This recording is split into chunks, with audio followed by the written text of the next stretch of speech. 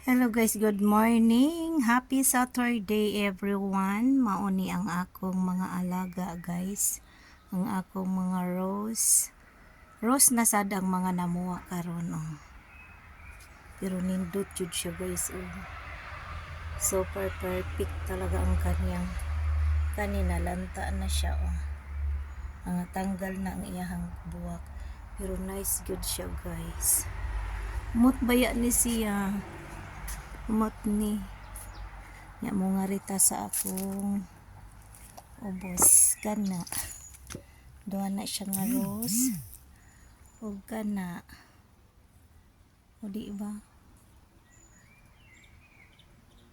o niya mo padagan tanga to sa langit kay maulan ang panahon niya mo baba na sad tangari sa akong rose na yellow guys mao ni akong rose nga yellow guys. Nindot siya guys oh. Diba? Nya di apa oh. Kani siya duha-duha ra ang iyang buwak ani dili pero datong yellow nga damo. Kari siya o duha ra.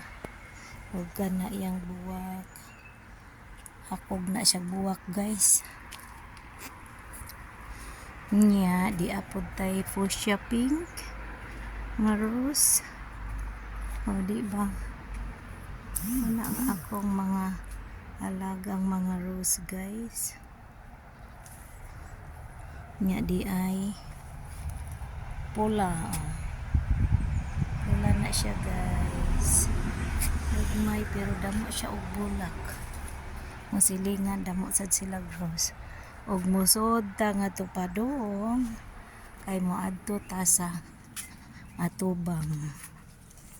O di ba? Kana oh. Chinese kuan daw ko nun eh. Tanim ng Chinese daw yan yung red na ano. Dami pang gagawin guys. Marami pang buhaton. Kani ang akong yellow na ani sa atbang. Nindot siya guys. Nindot jud siya kitaon. Og may ning labay nga bata. Unya diha ning katay ang akong rose sa kahoy.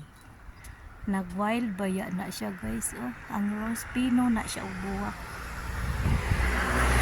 Ari ka sa ako ang rose ko diri sa atbang. Wala siya guys oh. Diba? Ganda ng kanyang bulaklak. Ganda-ganda. Diba? Thank you for watching. Bye-bye.